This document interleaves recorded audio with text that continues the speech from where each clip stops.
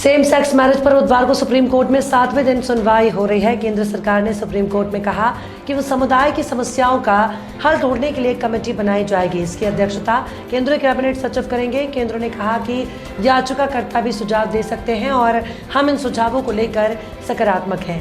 इससे पहले 27 अप्रैल को सेम सेक्स मैरिज को मान्यता देने वाली 20 याचिकाओं पर सुनवाई हुई थी। भारत में एक और राज्य सरकार मंदिर मार्ग पर चल रही है। तमिलनाडु के मुख्यमंत्री एम.के. स्टालिन की द्रमुक सरकार ने पिछले 2 साल के दौरान राज्य के लगभग 44,000 मंदिरों की 4,500 एकड़ भूमि से कब्जा छुड़ाया है। जमीन की कीमत लगभग 4200 करोड़ रुपए बताई जाती है। साथ ही राज्य के 11 बड़े मंदिरों में आने वाले श्रद्धालुओं को नाश्ता देना भी शुरू किया है।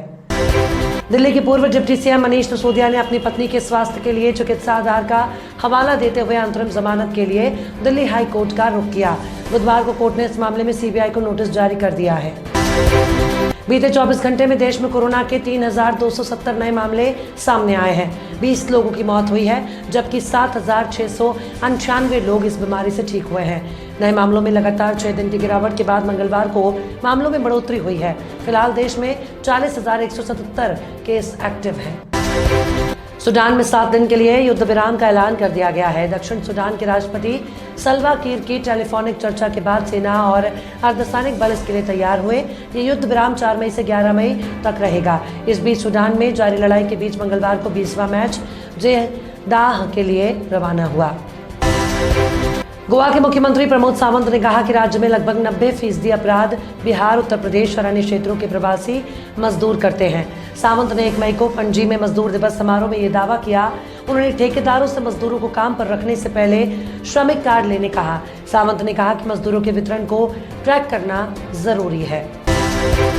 केंद्र सरकार को फास्टैग के जरिए 29 अप्रैल को एक दिन में ही रिकॉर्ड 193 करोड़ रुपए की कमाई हुई है। इस दिन देश भर में फास्टैग पर रिकॉर्ड 1.16 करोड़ रुपए का ट्रांजैक्शन हुआ। फरवरी 2021 से फास्टैग के इस्तेमाल को अनिवार्य करने के बाद टोल प्लाजा की संख्या 770 से बढ़कर 1228 हो गई थी। अफगानिस्तान में हर रोज करीब 167 बच्चों की मौत हो रही है। बीबीसी के मुताबिक ये आंकड़ा सिर्फ आधिकारिक है और जमीनी हकीकत इससे कहीं ज्यादा खराब हो सकती है। घोर प्रांत के बेस्ट हॉस्पिटल में कई कमरे बीमार बच्चों से भरे हुए हैं। अस्पताल में एक बेड पर कम से कम 2 बच्चे भर्ती हैं। वहीं 60 बच्चों के वार्ड में देखरेख के लिए सिर्फ 2 नर्स काम कर रही हैं। अजय देवगन ने हाल ही में बताया कि वो काम के प्रति हमेशा बेहद सीरियस रहे हैं। परिवार के साथ छुट्टियों पर 2 दिन वक्त बिताने के बाद उन्हें बेचैनी होने लगती है। वो सब कुछ छोड़कर बस काम पर वापस जाना चाहते हैं। हालांकि करियर के पुराने वक्त को याद करते हुए अजय ने बताया कि 90 के दशक में उनकी सफलता चरम पर थी। तब वो एक ही समय में 6 से ज़्यादा फिल्में कर रहे थे। अर्जेंटीना के star top player Lionel Messi पर उनके क्लब पेरिस सेंट जर्मन ने 2 हफ्ते का बैन लगा दिया। पीएसजी के मुताबिक मेसी क्लब को बिना बताए 2 दिन के लिए सऊदी अरब गए थे। फ्रांस की रिपोर्ट्स मीडिया डेली ला इक्विपे ने मंगलवार को इसका खुलासा किया। रिपोर्ट्स के मुताबिक अब 2 हफ्ते तक मेसी अपने क्लब के साथ मैच नहीं खेल सकते। साथ ही उनकी ट्रेनिंग पर भी रोक लगा दी गई है। इलाहाबाद हाईकोर्ट ने सोमवार को मथुरा के शाही ईदगाह ट्रस्ट और यूपी सुन्नी सेंट्रल वक्फ बोर्ड की याचिका को वापस कर दिया है। कोर्ट ने मथुरा के जिला जज को पूरे मामले के नए सिरे से सुनवाई के आदेश दिए हैं। जस्टिस प्रकाश पडिया की अदालत ने फैसला सुनाया। जम्मू कश्मीर पुलिस और एसओजी बनिहाल ने बरजुल्ला वन इलाके में तलाशी के दौरान एक आतंकवादी ठिकाने का भंडाफोड़ किया। पुलिस ने बताया कि यहां 2 राइफल ग्रेनेड, एक यूबीजीएल थ्रोअर, तार के साथ 2 आईईडी, एक डेटोनेटर और AK-47 के 17 गोलियां बरामद की गई हैं। पूर्व सांसद और आदिवासी नेता नंद कुमार साय कांग्रेस में शामिल हो गए हैं। पीसीसी अध्यक्ष मोहन मरकाम ने साय को कांग्रेस की सदस्यता दिलाई। इस दौरान राजीव भवन में मुख्यमंत्री भूपेश बघेल, वन मंत्री मोहम्मद अकबर, प्रेम साय सिंह टेकाम, अनिता भेड़िया, सत्यनारायण शर्मा समेत कांग्रेस के कई नेता मौजूद रहे। कर्नाटक में 10 मई को होने वाले विधानसभा चुनाव के लिए भाजपा ने सोमवार को अपना घोषणा पत्र प्रजाध्वनि जारी कर दिया। घोषणा पत्र में पार्टी ने यूनिफॉर्म सिविल कोड का वादा किया। साथ ही बीपीएल परिवार को 3 रसोई गैस सिलेंडर मुफ्त देने का भी वादा किया है। बीते दिन कोरोना के 4,282 नए मामले सामने आए हैं। 6,037 लोग ठीक हुए हैं, जबकि 14 लोगों की इस बीमारी से मौत हुई है। देश में 25 दिन बाद 5,000 से कम नए केस मिले हैं। इससे पहले 4 अप्रैल को 4,435 नए केस मिले थे। भारत सरकार 14 मोबाइल एप्लीकेशन को ब्लॉक करने जा रही है। पाकिस्तान में छुपे आतंकी इन ऐप्स का इस्तेमाल कश्मीर में अपने स्पोर्ट्स और ऑन ग्राउंड वर्कर के साथ कम्युनिकेशन के लिए कर रहे थे। कुछ मीडिया रिपोर्ट्स में यह दावा किया गया है। देश के कई राज्यों में इन दिनों सावन वाली फीलिंग हो रही है। मौसम विभाग का कहना है तमिलनाडु, केरल, कर्नाटक, पंजाब, हरियाणा, चंडीगढ़, दिल्ली, राजस्थान, पश्चिमी हिमालयी क्षेत्र, उत्तर पश्चिम में मध्य प्रदेश, छत्तीसगढ़ में मौसम 3 मई तक ऐसा ही रहेगा। पुंछ आतंकी हमले के बाद जम्मू कश्मीर में सैन्य सुरक्षा और बढ़ा दी गई है। सेना के PRO lieutenant colonel Devendra Anand ने बताया कि आतंकी हमलों को रोकने और विफल करने के लिए कड़ी रणनीति तैयार की गई है। मुंबई मेट्रो में सीनियर सिटीजन, वरिष्ठ नागरिकों, दिव्यांगों और 12वीं तक के स्टूडेंट्स के लिए किराए में 25% की छूट के साथ सफर करने का मौका है। महाराष्ट्र सरकार के मुताबिक मुंबई एक नेशनल कॉमन मोबिलिटी कार्ड का इस्तेमाल करने वाले 3 श्रेणी के हजारों यात्रियों को ये छूट मिलेगी। 1 मई से आपकी रोजमर्रा की जिंदगी से जुड़ी कई चीजें बदल गई हैं। आज से कमर्शियल गैस सिलेंडर 171 रुपये 50 पैसे सस्ता हो गया। स्पैम कॉल से भी छुटकारा मिलने जा रहा है। वहीं पंजाब नेशनल बैंक ने एटीएम ट्रांजैक्शन के नियमों में बदलाव किया है। भारतीय कुश्ती संघ के अध्यक्ष ब्रजभूषण शरण सिंह की गिरफ्तारी के लिए दिल्ली में जंतर मंतर पर पहलवानों का धरना 9वें दिन भी जारी है। इस बीच आरोपी बीजेपी सांसद ब्रजभूषण ने कहा कि अगर प्रधानमंत्री कहेंगे तो मैं इस्तीफा दे दूंगा।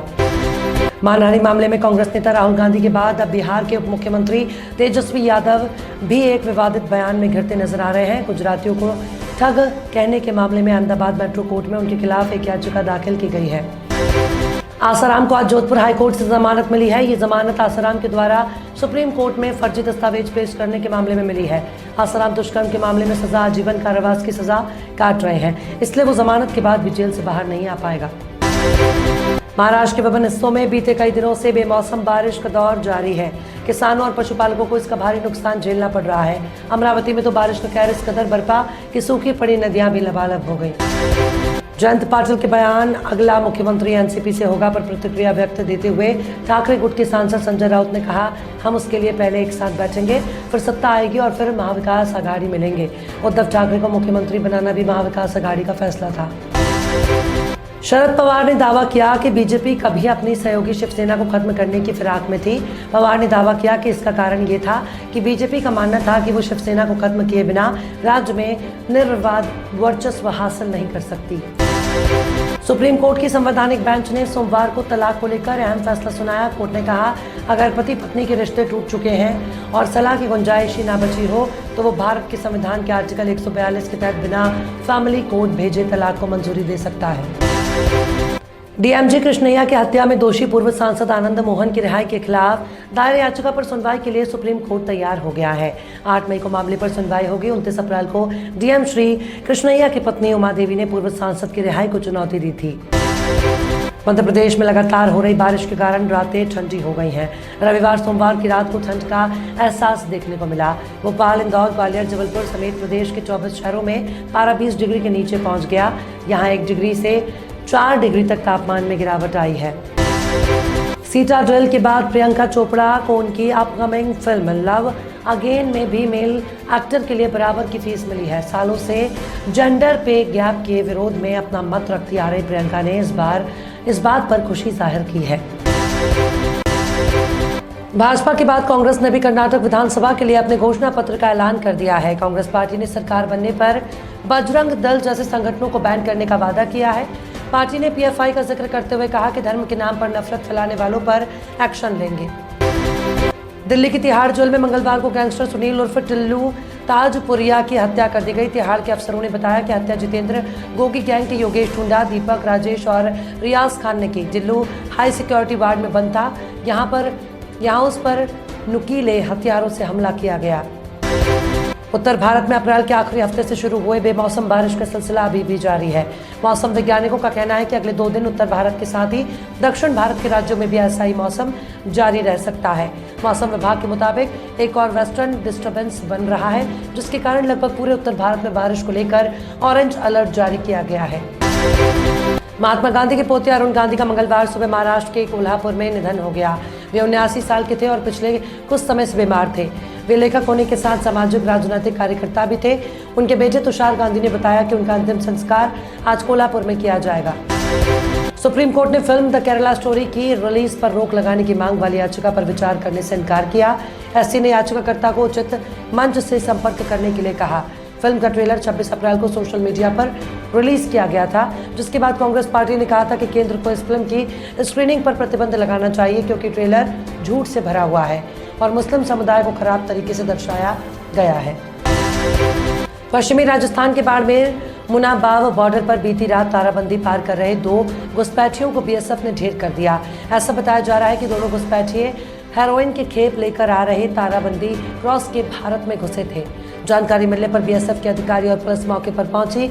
उन्हें रुकने को कहा गया, पर वे नहीं रुके। इसके बाद बीएसएफ ने कार्रवाई करते हुए उन्हें मार गिराया। उत्तराखंड के केदारनाथ और बद्रीनाथ धाम में बारिश और बर्फबारी की गतिविधियां थमने का नाम नहीं ले रही हैं। मौसम के इस मिजाज को देखते हुए अधिकारियों ने 4 धाम तीर्थयात्रियों से आवश्यक सावधानी बरतने की अपील की है।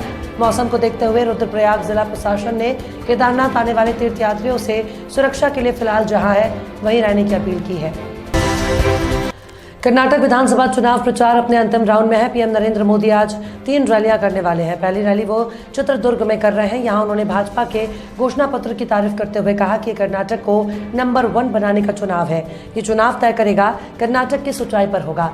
पीएम मोदी का एक हफ्ते में दूसरा कर्नाटक दौरा है। अमेरिकी राज्य इलिनॉइस में सोमवार को धूल के बवंडर के कारण इंटर स्टेट हाईवे पर कई गाड़ियां भिड़ गई।